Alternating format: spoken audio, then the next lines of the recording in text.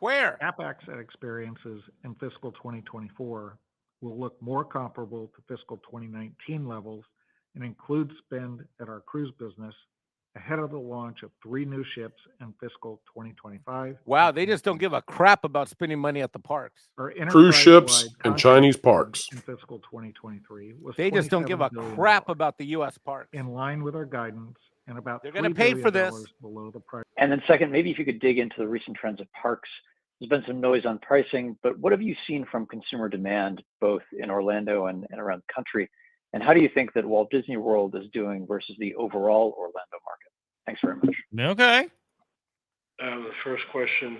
First question was on the conversation with Mr. T. Oh, thank you. Sorry. Wake Sorry, up, Bill. Bob. Wake I up. was listening to your second question. I forgot your first one. I don't think he's doing well today. Senior moment. You want to take the consumer demand question? Yep. So with respect to parks, and I think we talked about it in our prepared remarks with respect to Walt Disney World, and just we're lapping the 50th there. So we're going to continue to have a little bit of that lapping effect that will continue for a little bit as we go through Q1. But as I look out at the other domestic businesses, especially, Disneyland continues to look exceptionally strong, as does Disney Cruise Line. So bookings. He didn't ask you about those. He said other Orlando parks. Very strong. Yeah. Going Wow. forward. So domestically, we feel good, and internationally, They do we not feel want to pretty say good. So we're not Universal really seeing Studios. anything in terms of an economic hangover. Wow. Thanks, What a Kevin. Thanks, Bob. deflection. That's Okay, a dodge. thanks for the question. That's and a I want to thank dodge. everyone for joining us today. I was still listening to see about the theme parks, and I kind of expected it to be a little bit higher because of the international parks being open for, a full year now. Like we know, like some of the parks over there in China and stuff, they kept closing and opening and closing and with different things happening. So I was like, yeah, that's probably going to be a focus. And sure enough, that's what they said was one of the reasons why they're doing better. No mention of the park here in Orlando, the biggest theme parks over here doing better. Walt Disney World and Epcot and Animal Kingdom and all those things over here. Didn't mention this one at all. Yeah, Jay, let me just put a number on that. Of all of the income that they made on theme parks, 80% of it was from the U.S. theme parks. Only 20% was made up by those international parks. International. Yeah. But I mean, that would still pull the numbers up if they were making zero before. No, I was just saying they're being ridiculous and not spending any money trying to increase their U.S. parks. I totally agree. But I do know like some of the weird contracts that they have over in international, like with like Shanghai Disney is not really like, I think Disney just gets a check. I don't think they do much of anything else. They just have some of the licensing and stuff. It's such a weird contract over there in Shanghai with China. But yeah, I mean, we've all called it from like over here in Orlando. It's just the parks. Yeah. The pooping problem, that thing came out. I pulled that up earlier. People pooping in the parks. And I only had one incident with that. And it wasn't crazy. It wasn't at Disney. It was at Universal. I mean, if we're Andre, I know you got to go, but also if we're talking about lies around long-term growth, they basically admitted that $60 billion that they're spending on theme parks, they're planning on ramping that up, which is code for that will be at the end of the 10 years, which $60 billion now or $60 billion 10 years from now, divided over 10 years, divided by 10 parks, that's 600 million per park. Wait, what is that? It's almost nothing that they're spending on the parks here. Yeah. And they're also saying we're not doing that anytime soon. Yeah, I'll be really excited for what $60 billion is worth in 2033 when you finally it's worse than that, Jonas, but you've nailed that.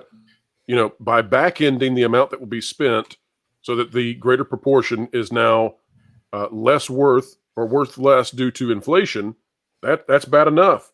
But imagine this. Imagine if you signed on with a contract with somebody and they said to you, okay, over the next 10 years, I'm going to pay you X amount, but most of that's going to come in the final 2 years. And I reserve the right to change this at any time. Okay? Yep. So they're not beholden. So essentially what they're doing is they're putting this, and this is exactly, I think, what they did with the Hulu number that they put out in the press release recently. And this is why I say, and I think rightfully so, although I'm not alleging any kind of malfeasance or illegality here, but I think this company is utterly divorced from reality. And if you buy what they're saying, then so have you, but you live with it. But this company is declaring they're going to spend X amount over 10 years, but they're not going to spend it until farther down the road at a point when they can completely change it with no repercussions. So why should we believe any of it? I have seen some other enterprises, shall we say, make similar promises. Pay now, and you'll get back at the end of this period, and you'll get something in between just to keep you engaged and make sure that you don't pull out completely. I will gladly Those are pay you on scams. Tuesday for a hamburger Exactly. today. Yeah. Yeah. You know what it resembles? It resembles all those blue sky sessions at D23. Yep. Oh, look, we might build a villain land, and we might build an Encanto land, and we might. It's the GM and Ford concept cars of the 1960s. At least one of those turned into the Batmobile. So Exactly. I was just thinking that. So Yeah. so that at least went into history for something cool. I'm not sure that this earnings call is going to go into history for anything other than aging really poorly. The emptiness of the movie schedule. Let's look at this. This is, oh, look at all the things that are coming out here. Okay. We have to go a few line items down here. Adventureland Treehouse, that's opening in a couple of days. World of Frozen, Luminous' fireworks show, that's local. Zootopia, Shanghai.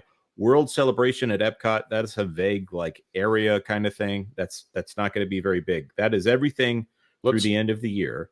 Okay. And Luminous then is already being panned, and World Celebration at Epcot is a nothing burger of all nothing burgers. It really is. And after that, the only thing that they have in 2024 that is coming to an American park is Tiana's Bayou Adventure. Everything else is hotels or DVC or a cruise line or in a foreign park. And there have been a couple, 3 different sources that seem pretty reliable to me, and I've sent them on to you saying somehow somebody at Lowe's Hotels kind of goofed and announced that those hotels outside of Epic Universe, I don't know about the big one at the back of the park, but the 2 at the front with the colored panels are opening in January of 2025, and those not June. Lou has, for everybody out there, so you understand what Lou is telling you. This is a major exclusive happening right now. I've been looking into this, Lou. So, folks, you're welcome. Lou may have scooped the actual opening of Epic Universe early. Now, or at least not a soft necessarily the one. theme park, but at least, that's right, exactly. At least the soft opening and perhaps previews. 6 months ahead of the prediction. The opposite of Disney construction, of course. The Orlando parks that when that investor said, please talk about all the other parks outside of Disney in Orlando. And he said, oh, well, we'll talk about all the Disney parks outside of Orlando. No. That's not what he said. He said, talk about the other parks in Orlando that aren't Disney. And he either misheard him or completely avoided the question. Oh, there's one other thing about the parks, too, that was interesting. He mentioned that the return on capital expenditures in the parks was going up. Well, guess what? If you don't build any new rides or you take 6 years to build one, you don't have as much expenditure. So therefore, the return, spread out over what's there, it changes the ratio entirely. All those go away green construction walls mean we're not getting any deeper into the hole we were already digging. Lost in Wonderland for 10. Could Disney be trying to diminish their long-term reliance on Walt Disney World by investing in the international parks? Almost as if it's in an effort to punish Florida due to the loss of Reedy Creek.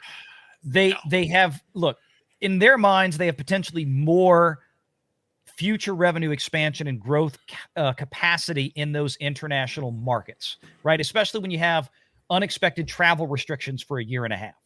So that's part of the thinking. And to an extent, I could say, okay, that's reasonable. But, they really kind of glossed over the fact that the domestic parks, particularly like Orlando, they said, oh, Disneyland is okay. Didn't really talk about Orlando. And Walt Disney World is by far and away, like Walt Disney World itself in Orlando, that's what, 80%, 75% of the whole total theme park revenue.